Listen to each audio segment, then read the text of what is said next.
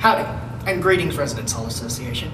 My name is Jonathan Spencer. I'm a fifth-year industrial engineering major from Marble Falls, Texas, and a 5-year resident of Aston Hall. But more importantly, I'm the proudest member of the Fightin' Texas Aggie class of 2010. Hey, what? Unfortunately, I cannot be with you in person today, as I am currently in an exam for Industrial Engineering 315. However, I have to present some very important time-sensitive legislation, which is why I am using this video to communicate with you today. The piece of legislation in question is the Mandatory Meal Plan Opposition Bill.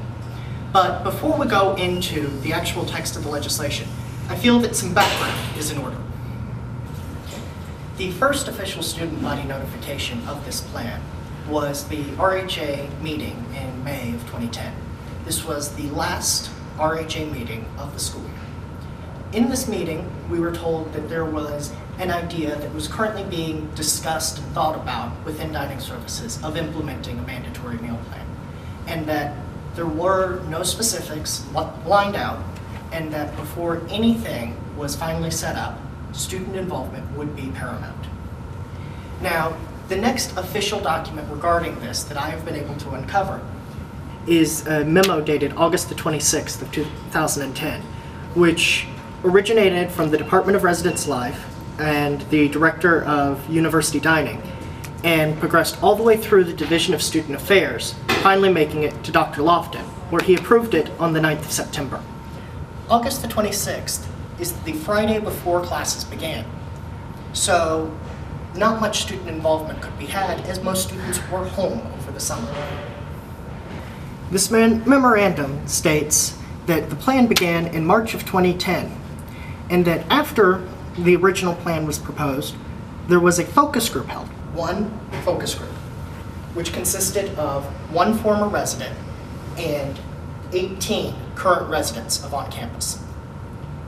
That means there were a total of 19 students in the only focus group that they conducted for this meal plan. Another thing that this memo mentions is that the pricing for juniors and seniors dining plans will be evaluated in the fall of 2013. This is in direct contradiction with what we were told at the RHA's introduction to this proposal, where we were told that juniors and seniors plan would be $800. Yet over here in the memo, it says that it will not be less than $800. While that may seem like a small difference, it is a very important contradiction to pay attention to. Another item that was mentioned in the introduction of this meal plan to the Residence Hall Association was the Dining Services Advisory Committee. The Dining Services Advisory Council, which Mr. Riddle mentioned, if you check their website, meets bi-weekly. However, there are no minutes posted for any meetings since March of 2009.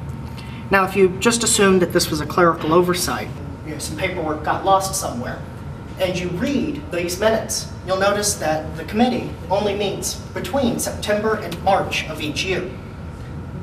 Also, if you look at the current list of committee members from the 2009-2010 school year, you'll notice that there are 1, 2, 3, 4, 5, 6, 7, 8, 9 students involved on this committee, which means that all told, with these 9 and the 19 students from this focus group, if they were all different students, that there would be a sum total of 28 students involved.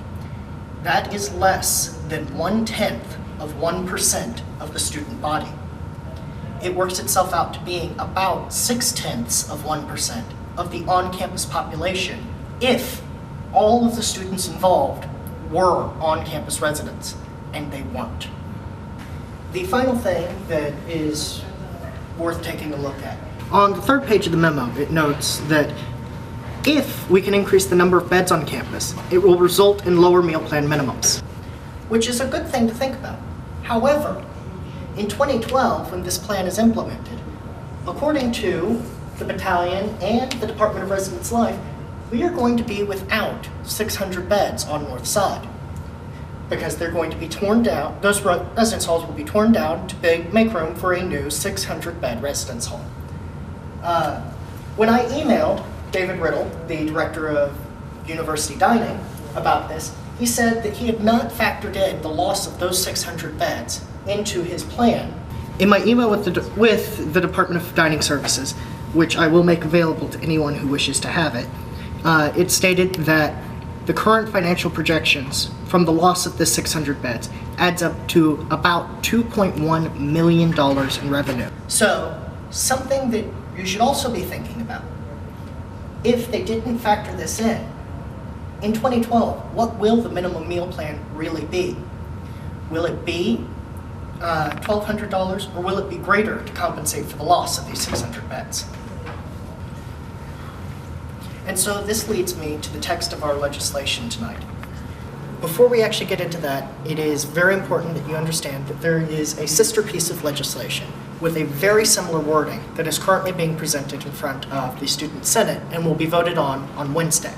And we're trying to send a unified message from all of the student body organizations saying that we oppose this. The text of this legislation reads thusly: the Mandatory Meal Plan Opposition Bill.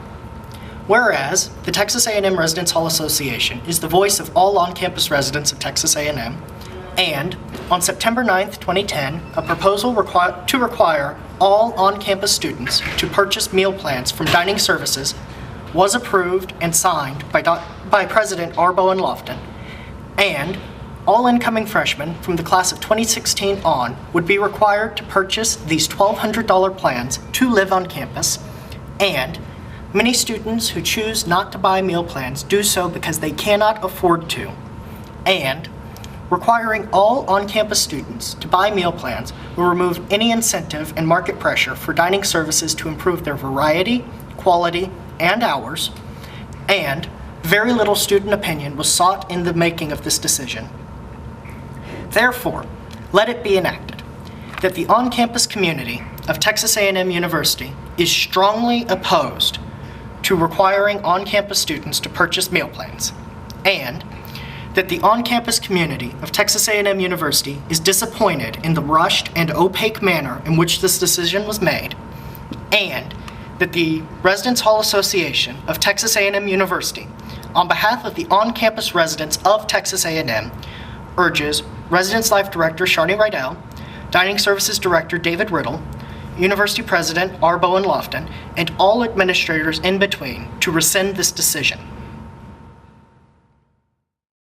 In conclusion, I would like to first thank Martin Hinojosa of the Aggie Screenwriting, Acting and Movie Productions Club, or SWAMP, for his assistance in putting this video together on such short notice. Also, Scott Bowen, the Speaker Pro Tem of the Student Senate, will be available for any questions you might have. Scott Bowen is the author of the sister legislation, which is currently pending in front of the Student Senate and will be voted on tomorrow night. Thanks and gig 'em.